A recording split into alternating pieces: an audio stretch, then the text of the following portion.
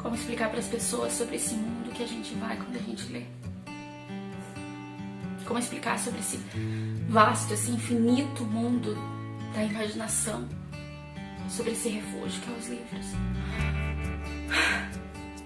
Sobre quantos sentimentos a gente pode externalizar ao ler uma obra, ao falar sobre ela? Sobre quantas palavras que a gente pode descobrir em cada leitura? Sobre como a minha escrita melhorou depois que eu comecei a ler. Eu não sei explicar sobre todos esses sentimentos que vêm em cada leitura, sobre esse mundo tão fantástico, de infinitas, infinitas, infinitas possibilidades.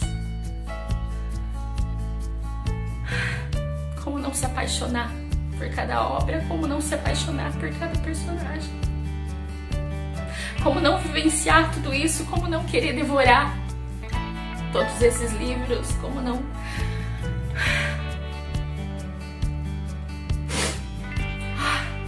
Não tem como. E conhecer pessoas novas. Em cada obra a gente conhece tanta gente. E essa semana eu quero te falar sobre alguém que eu conheci nessa minha última leitura, o Marcel. O Marcel, ele me contou um pouquinho da história de vida dele, o que ele passou enquanto ele estava na escola, lá na na adolescência. E o Marcel, ou melhor, o Tabó, sim, Tabó, tá de tatu e bó de bola. Assim como um tatu frágil e assustado que se esconde, Marcel também ele vivia acuado, muitas vezes, pelo bullying que ele sofria na escola. E talvez a gente tenha se sentido assim em muitas fases da nossa vida, muitos momentos. E ele conseguiu, dentro daquilo que era possível, naquele momento para a vida dele, superar isso com a arte. Ele era mímico, ele fazia mímica, gestos, expressões. E ele mergulhou nesse universo e esse universo foi o refúgio dele. E ele vai te contar um pouquinho sobre isso, como que foi, como que ele passou, e eu tenho certeza que ele pode te ajudar. Então vem descobrir comigo o mundo do Marcel, vem descobrir comigo o mundo do Tabó, aqui, no livro Entre Silêncios e Gestos, do Marcos Arthur. E é com ele que a gente vai bater um papo essa semana. Sim, o autor conversou com a gente. Confere aí. Então, como já foi dito, hoje nós temos aqui para nossa alegria, para o nosso contentamento, o Marcos Arthur, que é o autor do Entre Silêncios e Gestos. Marcos é músico, compositor, escritor e ilustrador. Estudou música no Instituto Musical de São Paulo e na Fundação das Artes de São Caetano do Sul. Ele fundou o Núcleo Zambelê, né, que é um grupo dedicado à montagem de espetáculos direcionados ao público infanto-juvenil. Marcos, muito obrigada por ter aceito o meu convite e por estar aqui hoje batendo esse papo com a gente. Oi, Lucimara. Eu que agradeço, tá, a oportunidade. E vamos lá, vamos ver se a gente consegue um bom bate-papo aí para o pessoal do Colégio José Marcondes Sobrinho. Tá bom? Oi para todo mundo. No palco, a gente pode ser quem a gente quiser. Dissera minha mãe tempos atrás. Completei. Posso, inclusive, ser eu mesmo. O livro ele é baseado principalmente na sua história de vida, né? E esse emocionante trechinho que eu li agora, ele lhe representa? Você pode contar para a gente um pouquinho da sua história, que é retratada no livro, e também, claro, sobre todo esse livro, sobre o processo criativo da escrita, enfim.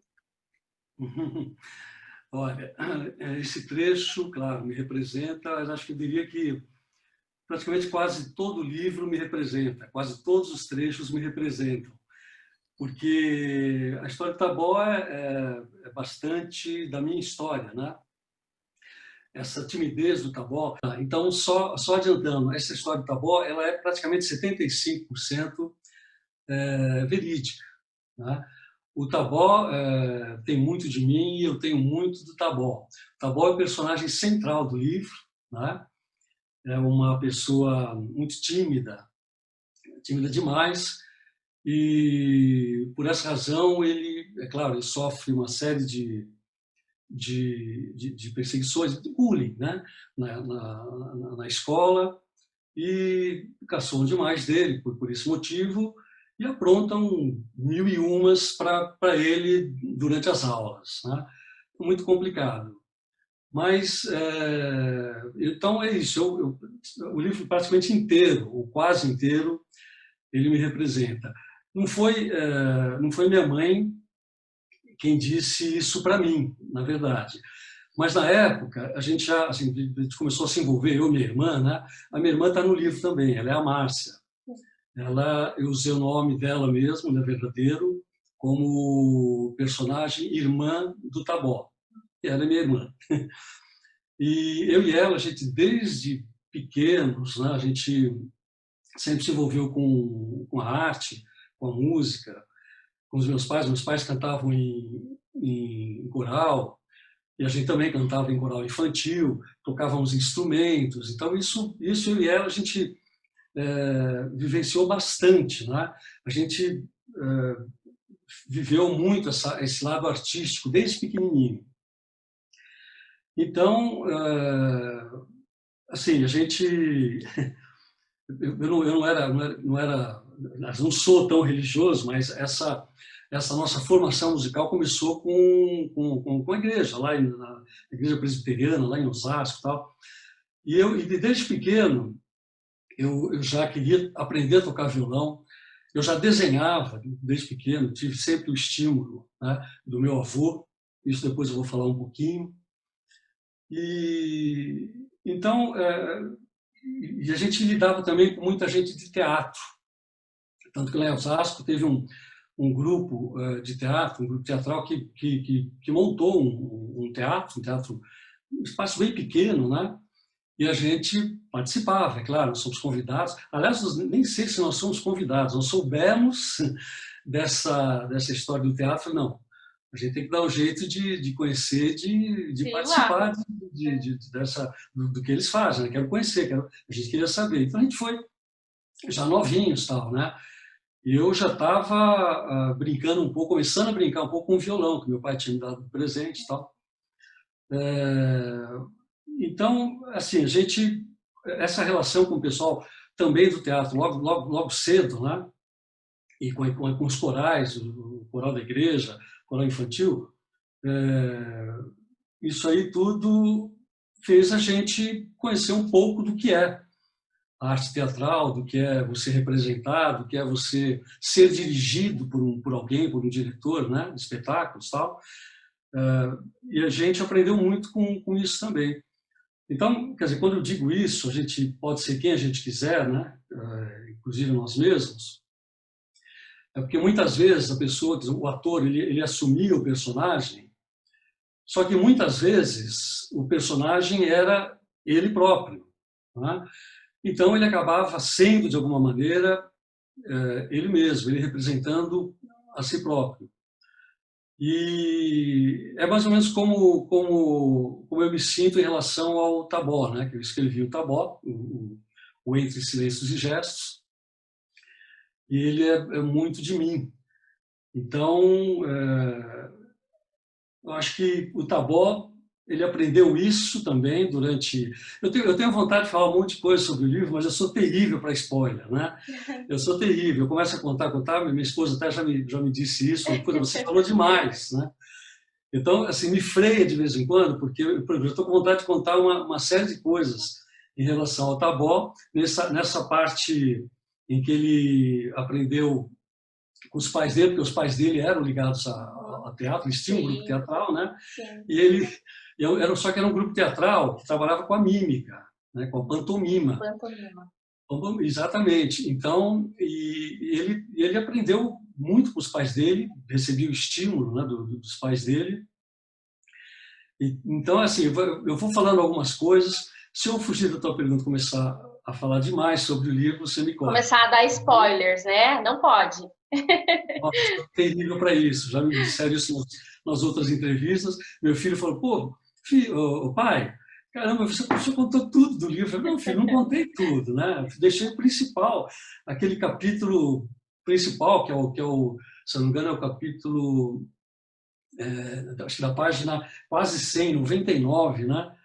E aquilo eu não contei, né, exatamente como é, pai, vai, para, você está contando quase tudo, né? Então, vamos lá, vamos por É que a partes, gente tá? se entusiasma, né? Eu, pelo menos, quando Sim, vou conversar com algum aluno sobre o livro, eu quero contar tudo ele, porque eu estou muito entusiasmada com o livro.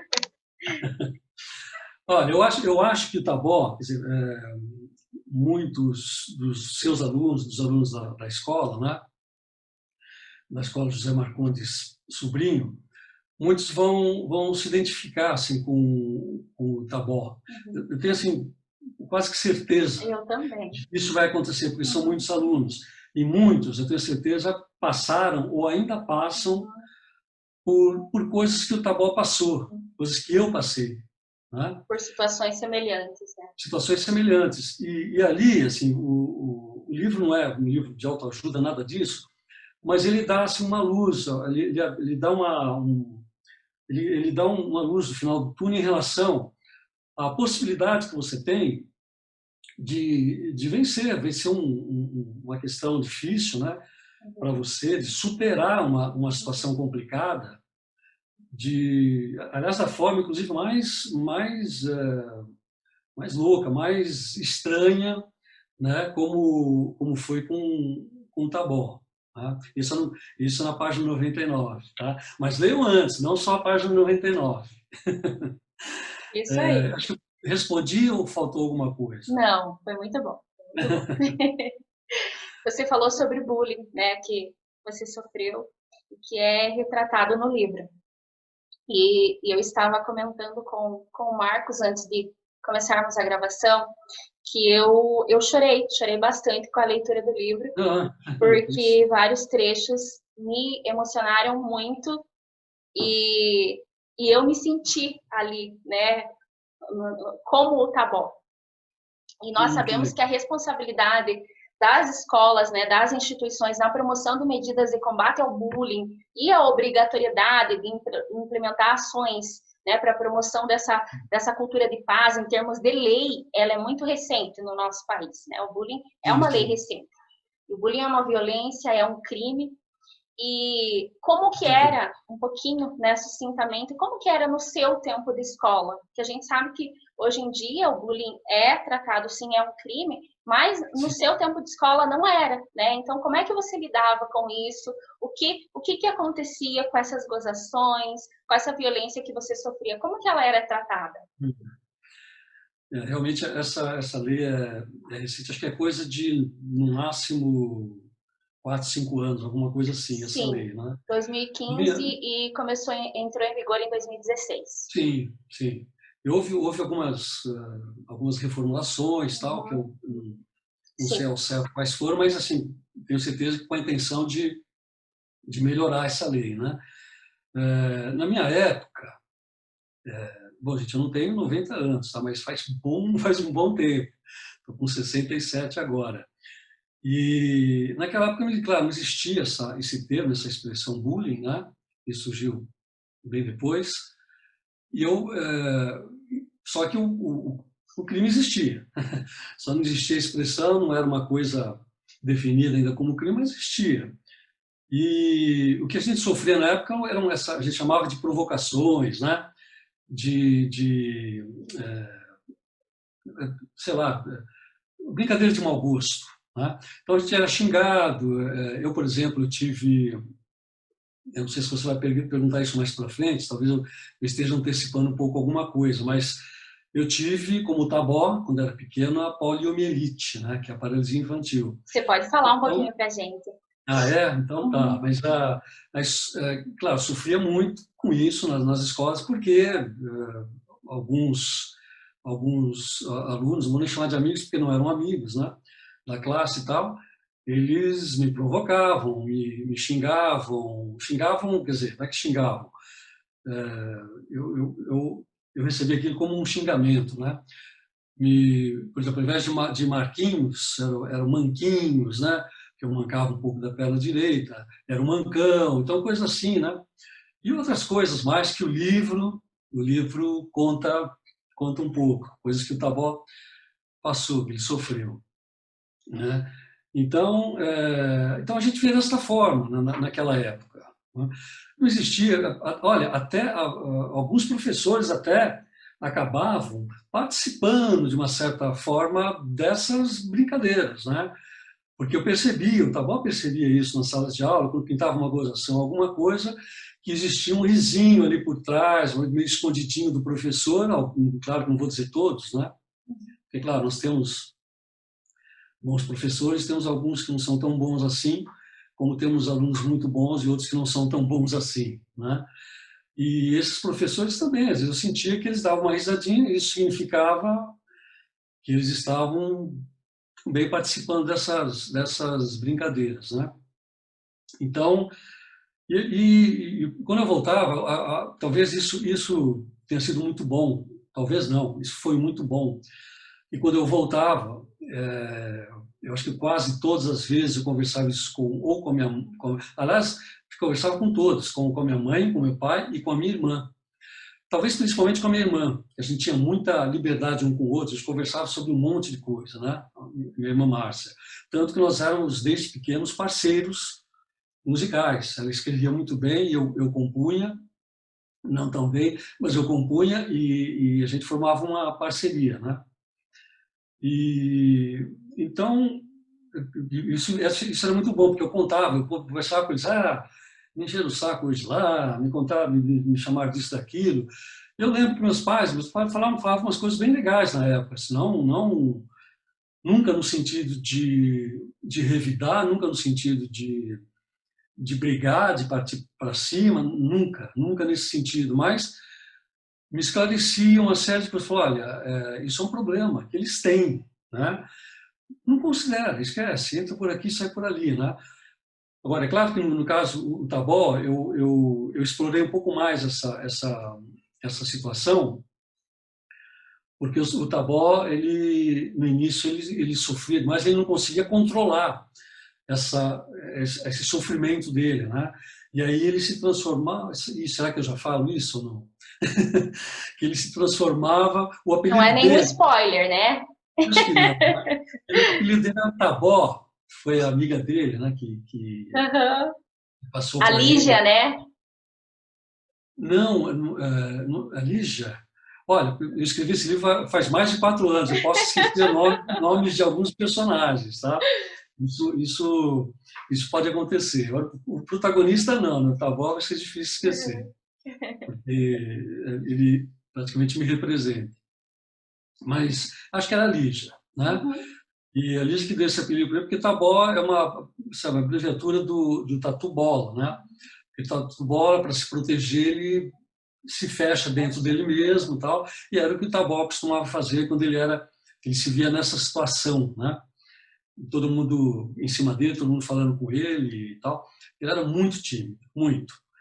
E aí ele se escondia nele mesmo como um tatu bola. Daí o Tabó. Então, é isso. Acho que a conversa, acho que o diálogo é fundamental para você ter forças, ou pelo menos resistir a isso, né? Tentar a própria escola, sabe? Você pode levar esse problema para a sua diretora, para a sua professora, né? Caso existe um psicólogo, mas para a professora já seria muito legal você levar, você que tem esse problema do bullying, né? Você não está dedurando, você está levando um problema que não é só um problema seu, é um problema para a escola, um problema da escola, né? Porque isso não deve acontecer só com você, né? Com uma pessoa, com um aluno, deve acontecer com vários alunos. É uma coisa que acontece, infelizmente, que é mais comum acontecer nas escolas, né? Normalmente Então, quem pratica esse tipo de violência não pratica só com uma pessoa, né? Pratica não, não. com várias que estão ali, que ele considera inferior, né? Sim, exatamente. Então, levar isso para a escola, esse problema, para os pais, eu acho, no primeiro, depois, por que não os pais levarem junto com o filho essa questão para a escola e conversarem. O diálogo é fundamental. Eu acho que aí é importante que a própria pessoa, o aluno, que praticou o bullying, né, também seja chamado, né? Com Acho que certeza. todos, todos têm que estar envolvidos nessa questão que é muito séria. É muito séria. Isso aí leva a situações extremas. Acho que todos sabem disso, né? E tem gente que não consegue. Tá bom, conseguiu, mas muitos não conseguem. Se Muitas fecham ali e feridas tal. que permanecem, né? Que muitas vezes não cicatrizam ao longo da Não, vida. não cicatrizam. E pior ainda, pode levar a pessoa a uma depressão violenta, né? E levar a casos extremos, né, de suicídio, ou coisa próxima disso. Isso não é brincadeira, é uma coisa muito séria, tá? Então vocês, assim, é um conselho que eu dou. Eu não sou um entendido do assunto, não sou estudioso do assunto, não sou psicólogo, não sou nada, tá? É uma coisa que, é claro, eu li muito sobre isso, pesquisei muito, vivenciei muito isso também, mas eu tenho convicção de que você levar esse problema, essa questão, para pessoas mais próximas de você e para a escola vai te ajudar muito, tá? Aí. Então, não se cale. Se você estiver sofrendo algum tipo de violência, procure alguém da sua confiança lá na sua escola, sempre converse com os seus pais. Exatamente. Então, Isso é você falou um fundamental. pouquinho, Marcos, sobre que você ganhou um violão, né, que você ia para o teatro. E a gente sabe que na adolescência, né, na pré-adolescência, nós estamos em busca da construção da nossa identidade, né, do nosso pertencimento, para concretamente a gente ser protagonista da nossa história, né? E nessa sua trajetória escolar, enquanto aluno, como que a leitura e a escrita elas contribuíram na sua identidade artística? E quando que você descobriu-se um leitor, um escritor, um verdadeiro artista? Quando que você pegou esse gosto pela leitura lá na escola? Eu acho que como eu já falei um pouco, né, desde pequeno, que a gente já estava envolvido nisso, né, eu e a minha irmã, né? A gente já lia bastante nessa época, histórias infantis. O teatro, a gente também já estava envolvido com teatro infanto-juvenil, teatro infantil. Então, a gente lia muito, né, na época sobre isso. Eu tinha, acho que talvez assim, eu não consigo gravar muito datas, né? Isso desde pequeno, nunca consegui gravar muito datas, nomes, tal. Mas eu lembro que eu tinha contato com o pessoal de São Paulo, inclusive o deixa eu lembrar aqui, o José, eu não vou lembrar o sobrenome, mas o Vladimir Capella é muito conhecido no meio teatral, morreu não faz muito tempo, ele morreu, foi uma perda triste, muito triste, terrível para o teatro brasileiro, para o nosso teatro. E eu já de cara comecei a fazer alguns trabalhos com ele. E eu aprendi muito com isso, né? Acho que o nosso primeiro trabalho foi na época acho que era Com Panos e Lendas, o nome do espetáculo, que depois virou Só Panos e Lendas. Ficou famosíssimo esse espetáculo na época, fiz a direção musical, os arranjos, tudo, né? E o Vladimir era um professor. Eu sempre admirei o Vladimir, aprendi muito com ele e eu vou dizer para você que o último espetáculo que a gente montou, que o Grupo Zambelê montou, chama-se Chimbirins e Chimbirons. É um espetáculo meu que o Vladimir, que foi uma grande felicidade, ele dirigiu, ele fez a direção geral. Isso para mim foi assim fantástico. Eu realizei um sonho meu, né? Que era ter um trabalho meu dirigido pelo Vladimir Capella. Ele dirigiu e eu sei que um tempo depois ele morreu. Eu falei, puxa, a gente conversou muito na época, a gente trabalhou, a afinidade nossa era muito grande, né? Musical, porque ele compunha também. Foi muito legal.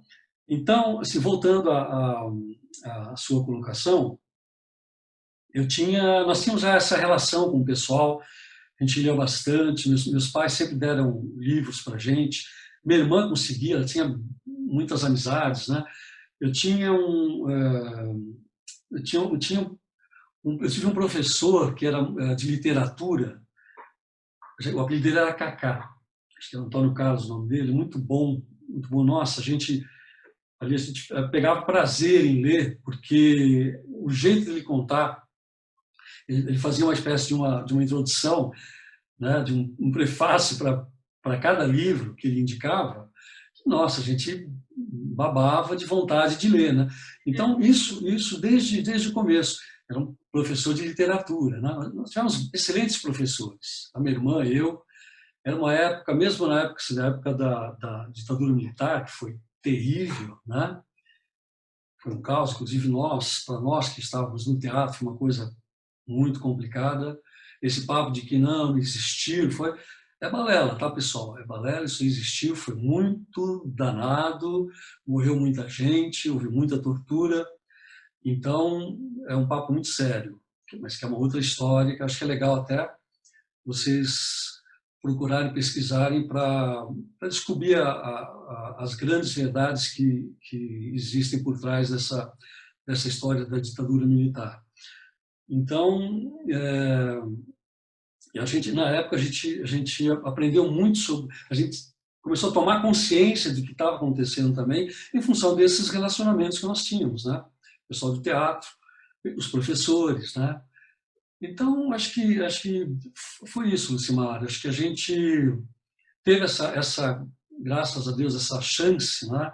Essa oportunidade dessa convivência com essas pessoas e tem muita vontade. A gente é envolvido nessa questão, nesse mundo artístico, né? A gente fazia questão de aprender, a gente tinha vontade, a gente tinha sede de aprender, né? Então, é isso. É E isso. Acho que ouvindo, facilitou bastante. eu fico assim, nossa, babando mentalmente, porque no meu ensino fundamental, anos finais, né, ali, sétima série, oitava série, ensino médio, eu fui muito atuante no teatro na escola. Dirigir os grupos de teatro da escola, mas nunca, né, fiz um curso ou outro aqui na cidade mesmo, mas nunca me profissionalizei em nada na área. Mas antes de eu entrar na universidade, o meu sonho que eu falava para as pessoas que eu ia fazer era, não, eu quero viajar, o que eu quero fazer é viajar com uma companhia de teatro pelo país. E ouvindo você contando a sua trajetória de vida, que cresceu nesse meio tão artístico, né, tão ligado à arte, nossa, meu coração fica fervilhando. Ah, que legal, que legal. Mas é isso. A gente não largava mesmo, a gente tinha uma paixão por isso que... tem uma coisa que também foi fundamental no meu avô, né? Meu avô, ele era músico, ele tocava... a gente fala acordeon, mas era organino, era um instrumento italiano, né, que parecia um acordeon. Eu vou mostrar. Não, acho que vou falar Tem depois. um aí na sua casa? Não, na minha casa não, está na casa da minha irmã. Ah, Ela mora lá em Bugaçu. Está lá com ela, né? Ficou de lembrança, né, do nosso avô. Ele sempre me estimulou também a arte, né, a música, a mim e a minha irmã. E particularmente, nossa, devo muito a ele, porque ele pegava os desenhos que eu fazia, era pequenininho, ele pegava os desenhos, levava, a gente se encontrava com outros parentes numa esquina, que ficava todo mundo batendo papo, na época boa, né? Na esquina e tal, ele levava, tá aqui, irmão, é aquele que fez, né? Marquinhos que fez, não sei o que ela tá, né? E para mim isso era um incentivo, né? Então isso também ajudou muito. Confesso que ajudou muito. A participação do meu avô foi fundamental também. e a importância da família na participação, né? Como Nossa, com você, certeza. ouvindo você falar, a sua história de vida é tão importante, né? Esse alicerce todo que você teve, esse suporte Sim. para aguentar tudo isso, né, que você passou enquanto história de vida. Nossa. Então, Eu era muito tímido. E, apesar mas quando eu pegava no violão, eu sempre mudava bastante, né? Eu era tímido, mas quando eu tinha que fazer algum trabalho da escola, eu apresentava e eles acabavam pedindo para eu fazer cartazes da escola para colocar nos corredores, porque eles diziam que eu desenhava muito bem e tal, né? E escrevia bem, aquelas letras, né? Garrafais e tal. E eu acabava fazendo, porque apesar da timidez, como os cartazes eu não fazia na frente de ninguém, eu fazia e levava. Né? E o violão, quando eu tocava, tudo bem, eu me enfiava dentro dele e estava tudo certo. Né? Mas eu era bastante tímido. Então você já, Sou ainda, desculpa. então você já falou, né, sobre a sua entrada no mundo das artes, você já contou pra gente sobre os espetáculos também. E além das referências que você citou da sua família, né, da referência do profissional que infelizmente já faleceu dos espetáculos, tem mais alguém que você admira no mundo literário, dos nossos autores brasileiros? Tem. Eu li muito e sou fã assim, incondicional do Jorge Amado, né? Jorge Amado eu li, olha, devorava. Eu acho que eu li umas 2 ou 3 vezes. Eu sei que é uma tríade, né?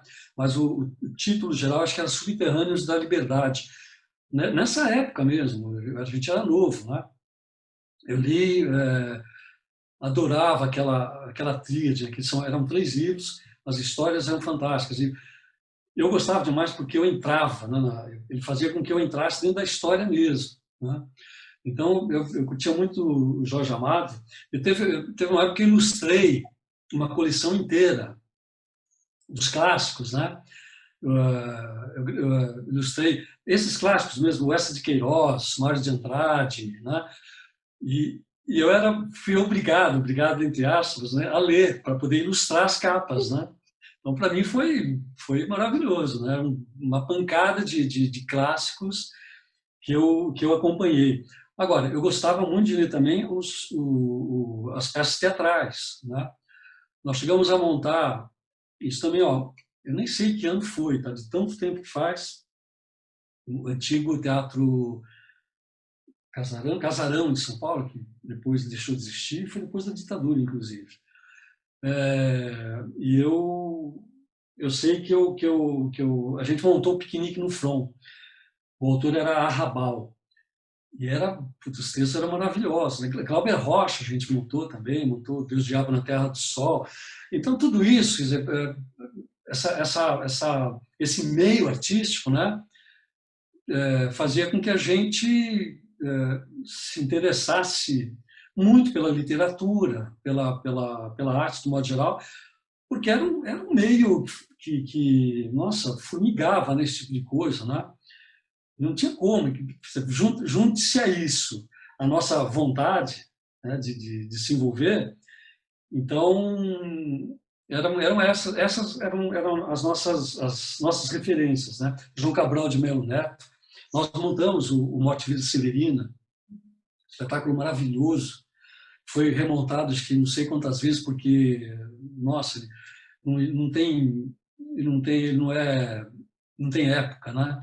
Não, Ele vale para atemporal. qualquer. Aliás, quase todos os espetáculos valem para qualquer época, né?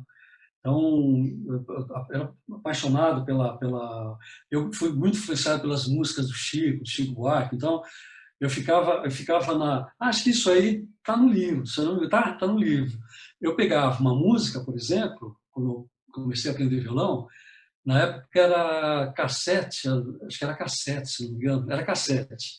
Eu colocava a música, né, que me presenteava, o pessoal do teatro, a Márcia, minha irmã, olha, eu ficava ouvindo pedaço por pedaço. Dava para ouvir bem violão, eu pegava nota por nota, acorde por acorde, e pegava a música inteira, ficava, acho que horas, para pegar exatamente como era a música. E fui me aperfeiçoando no violão desta forma, né? Só de ouvido. Só de ouvido, Pegava ali por só. enquanto de ouvido, no começo de ouvido. Porque eu comecei a aprender como tá bom, eu comecei a aprender violão com os meus primos. Eles tinham violão, tal, depois que eu ganhei um violão, tal, mas eles tinham violão e eu comecei a aprender com eles. Só que depois eles abandonaram, aí me davam os livrinhos lá que eles tinham de primeiras lições e tal, me davam para mim. Eu continuei, continuei. Então foi muito legal tudo isso, foi muito gratificante. Nossa, é uma aula, além da gente conversar sobre o livro, né? Você contar um pouquinho para os nossos alunos, é uma aula de história. É uma aula de história, Você dedilha todo um contexto histórico aí, você vai perpassando por todos os anos, é emocionante mesmo de escutar. Ah, eu gostei muito de escrever o livro. Ó, esse aqui é um outro livro, não sei se dá para ver aí. Tô vendo. Uhum. Ah, isso aqui é o livro que eu fiz em homenagem ao meu avô. O nome do livro é O Avô de Arthurzinho Tocava Moedroca. Arthurzinho era eu, sou eu. Então, embora aqui, quem posou para mim, as ilustrações são minhas também, né? Quem posou para mim foi meu pai, minha mãe, minha filha, como se fossem, porque não tinha quase nenhum registro fotográfico do meu avô, né?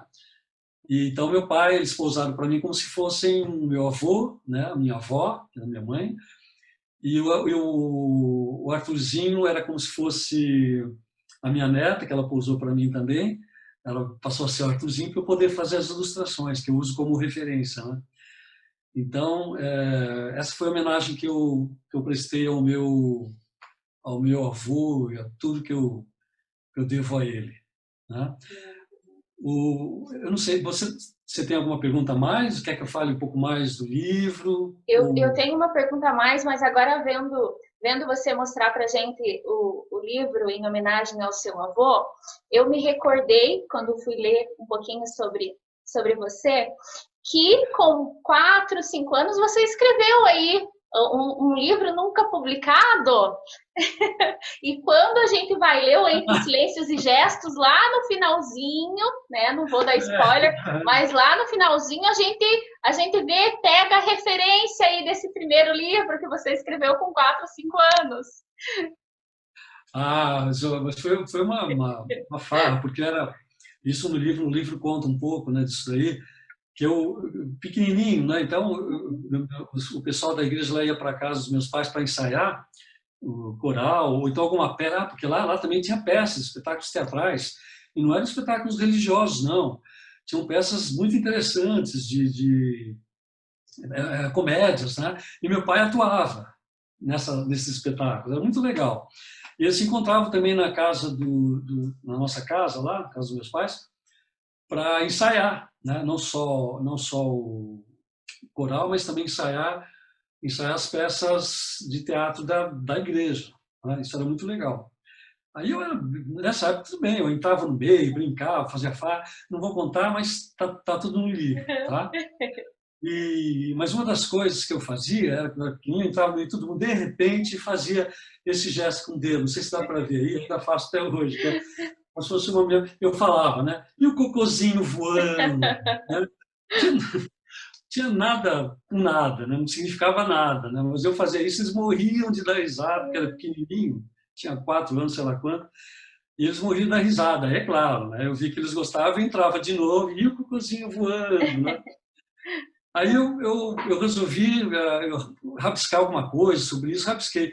Na verdade, eu nunca escrevi, mas, ó, eu até separei aqui, porque, coincidentemente, eu não sabia que você ia falar sobre isso, mas eu separei, na verdade está tudo junto aqui, espalhado nos meus trabalhos, né? Isso aqui eu fiz bem depois, mas, olha, sou eu aqui, ó, eu era assim, cabeludo, tá? E o título era E o Cocôzinho Voando, né? Isso eu fiz em 74, tá? Eu tinha, poxa, se é de 53, eu tinha 21 anos, é isso, né? Eu acredito em você, porque, né? Senão vai fazer umas contas que a pedagoga aqui não é boa das contas. Tá? É. Só que isso aqui eu fiz em 74, assim, lembrando, né? Lembrando de coisas e tal. O que eu escrevi sobre isso, eu não achei mais, eu não sei onde eu coloquei, né? Aí eu falei, puxa, eu vou guardar, vou deixar isso aqui nos meus arquivos, porque eu acho que ainda eu vou escrever um dia sobre o cocôzinho voando. E você, aluno ou aluna que vai ler esse livro, pega essa referência aí, porque em algum momento você vai ler sobre isso lá na vida. Para encerrar nossas perguntas, e depois você pode colocar, né, o que mais você quiser sobre o livro, um dos nossos componentes complementares lá da escola, uma das disciplinas que nós temos lá, é o projeto de vida, né? Que tem como um dos encaminhamentos, preparar os alunos e alunas para se reconhecerem enquanto sujeitos sociais, planejando ações para atingir o que elas desejam para suas vidas. Os planejamentos, eles são construídos, são repensados de maneira contínua e permanente, porque os nossos projetos de vida, eles estão se modificando, né, se flexibilizando conforme o tempo. Você, enquanto estudante, né, lá no ensino fundamental, ou mesmo no ensino médio, você com toda essa bagagem artística, você pensava, você visava o seu projeto de vida, como é que era? Você já tinha um plano traçado do que você queria fazer? Isso foi mudando muito ao longo da sua juventude? Como é que foi? Já. Acho que eu sempre tive um pouco dessa resposta, está também nas outras respostas, né? Eu sempre tive essa convicção de lidar com a arte. Eu e minha irmã sempre tivemos essa convicção. Eu talvez um pouco mais, porque eu queria, talvez exageradamente, eu queria um pouco de tudo, né? Eu mexia com música, eu mexia com desenho, eu mexia com texto, eu mexia com composição. Então, eu tinha uma coisa assim, de querer fazer tudo. Não sei se isso é bom ou ruim, mas para mim foi muito bom, né? Eu aprendi, no final, acabei estudando música, fui fazer a faculdade de música, uma faculdade muito boa. E depois de um tempo ela deixou de existir, infelizmente. Que nesse país a cultura é meio complicada, né, para sobreviver, mas tem outras escolas, escolas boas. Eu fui fazer depois a Fundação das Artes em São Caetano, que acho que ainda é excelente, né, uma escola muito boa. Então eu já tinha isso na minha cabeça. Eu adorava tudo que era ligado à arte, né? Os pintores, os clássicos, nossa senhora, eu devorava. Eu ganhei do meu pai, na pequenininha, numa coleção, ele pagou a duras penas, uma coleção dos gêneros da pintura, né? Que é uma coleção maravilhosa, acho que são 8 volumes e assim, muito rico, né? Em todos os sentidos. Nossa senhora, eu não parava de ver aquilo. Então, eu já tinha uma coisa definida na minha cabeça, além de ser estimulado para isso, né? Apesar de teatro, né, ter aquela questão, aquela história do preconceito, um pouco de preconceito, fazer teatro, não sei o quê, né? Mas você tem que fazer aquilo que você quer fazer, aquilo que você gosta, né? Eu nunca, olha, minha vida toda, juro, eu sempre fiz aquilo que eu gostei. Eu não vivi da música, eu fiz muito música, fiz muito teatro musical, né? A gente fez muitos trabalhos ligados ao teatro, mas eu vivia da publicidade, né? Eu trabalhei em agência de propaganda, aliás, eu coloquei isso, mas como o pai de Tabó sendo publicitário, né? E não ele, né? E não ele gostando disso, ou depois, mais para frente, fazendo isso. Ele se enterrou mesmo, foi no teatro e na música. Então, eu adorava isso e adorava, assim, eu vivia, na verdade, a publicidade, não é? Eu sou designer gráfico, então sobrevivi. Infelizmente, era muito difícil, né? Você sobreviver de uma maneira geral da arte. É muito difícil, né? Principalmente num país como o nosso. Mas eu insisto em dizer que você tem que fazer aquilo que você gosta, insistir. É difícil? Ótimo, se fosse fácil, não teria a menor graça, sabe? Não teria a menor graça você conseguir conquistar uma coisa assim, né? Facilmente. Então, legal que seja difícil, que você batalhe por isso, porque se você gosta, vá em frente, vá em frente. Vai existir uma compensação para essa sua batalha, para essa sua luta em conseguir conquistar, né? O Tabó conseguiu, né? Ele conseguiu a partir da arte teatral, a partir da mímica, da ajuda, é claro, dos pais, da irmã e tal, ele conseguiu superar uma série de problemas e conseguiu fazer aquilo que ele gostaria de fazer, né? Eu não fui para a França, Eu não fui para a França, não vivi lá um tempo, mas Tabó foi, ele conseguiu. Ixi, acho que eu já dei um spoiler aí, daqueles danados, né? Você Mas falou não isso, brincando, isso não... você falou isso, Mas, eu anotei aqui nos meus rabiscos que vou dar outro spoiler para vocês, ó, alunos. Um spoiler bom. Que lá na página 139 tem um trechinho lá que ele está tendo uma conversa, está expondo os pensamentos com uma amiga dele, e que no final dessa conversa está escrito que, né, ele acredita que em sonhos e que sonhos não são bobagens. perfeito, perfeito, é isso. Não são. Não são bobagens mesmo, não são mesmo, né? Eu tô terminando, não, na verdade eu terminei um livro, que é isso aqui, que é um pouquinho maior, que ele tem 270 páginas, né? E eu fiz questão de escrever esse livro para o pré-adolescente, para o adolescente, né? Que é justamente sobre uma história que acontece, uma história de amor, né? Que acontece durante a ditadura militar. Não foi lançado ainda, não posso falar muito sobre ele, né? Espero que a editora, particularmente a editora do Brasil, tope essa parada, que é complicada, né? Mas é uma Que é a história mesma editora do Entre Silêncios e do Gestos, né? Silêncio dos Gestos, é uma editora muito legal.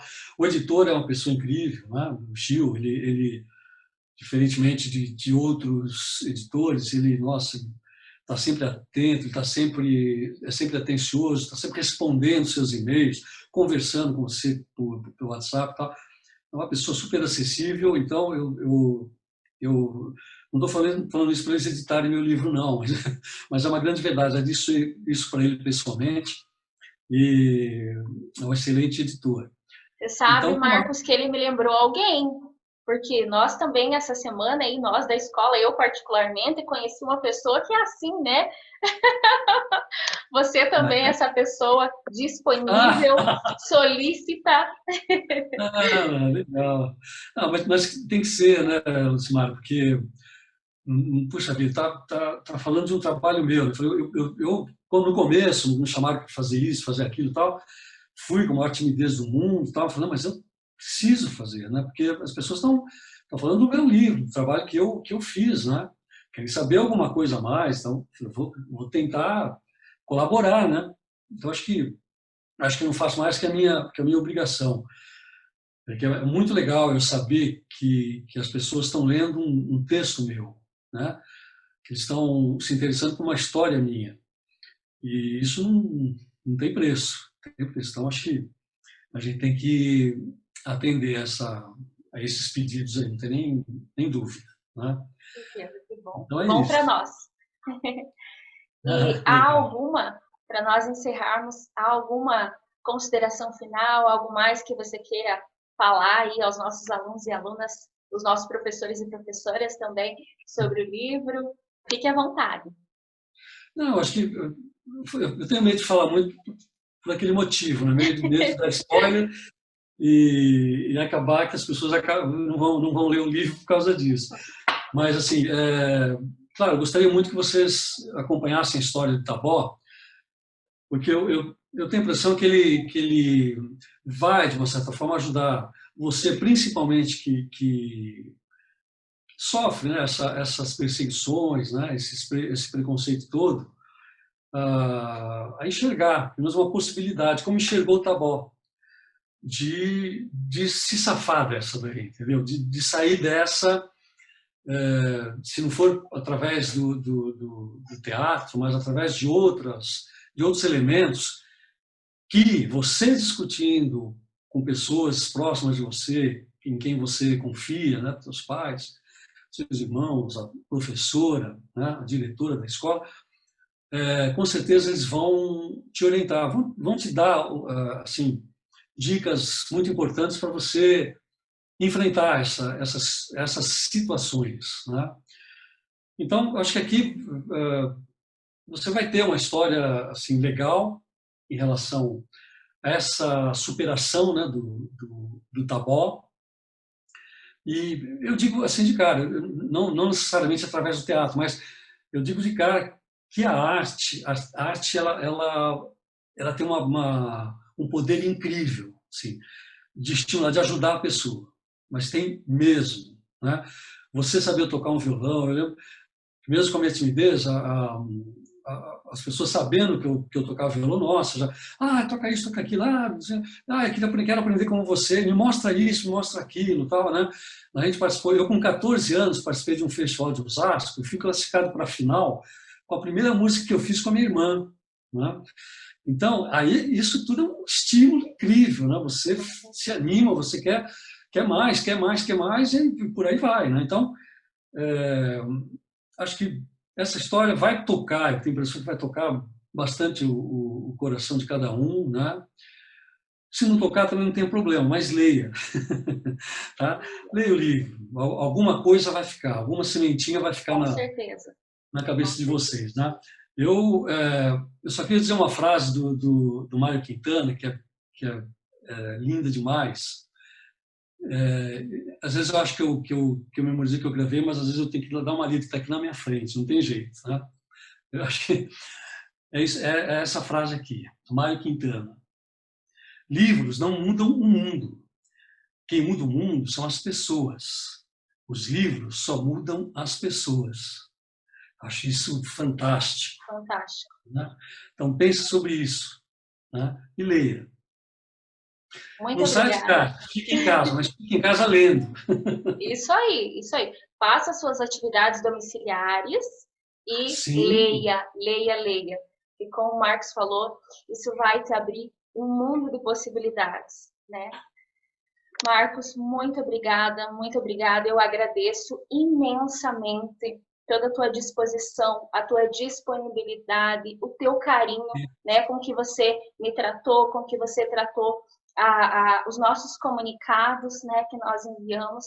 Então, eu te agradeço muito e eu peço que você seja cada dia mais iluminado, né, que você tenha mais ainda sabedoria para lidar com toda essa arte, com a sua vida. Obrigado, Simara. Deixa eu te mostrar uma coisa. Dá tempo ainda de eu mostrar? Eu acredito que dá, porque não caiu a nossa gravação aqui ainda, tá? Tá gravando, então peraí. Acredito que esteja gravando. Não... Ó, eu não sei como é que vai sair, tá? Mas o Tabó, ele compôs uma música. No último capítulo, ele mostra, não a música, que não dá para mostrar a música, mas ele mostra um pedaço da letra da música, que fala sobre o medo. Tá? Eu posso mostrar para vocês essa música? Ela tem tudo a ver, porque é uma composição Tabó, ou seja, uma composição minha. Posso mostrar? Pode sim, pode sim. Ela faz parte de um espetáculo, depois foi usada num espetáculo chamado O Dia em que o Medo Virou Música. Tá? E ela tem tudo a ver com o livro Entre Silêncios e Gestos. Tá bom? Vamos ver se dá certo, que eu vou usar um playback do instrumental, mas eu vou cantar ao vivo, tá? Não é? A voz não está gravada não, tá bom? Tá bom. Vamos ver o que dá aí.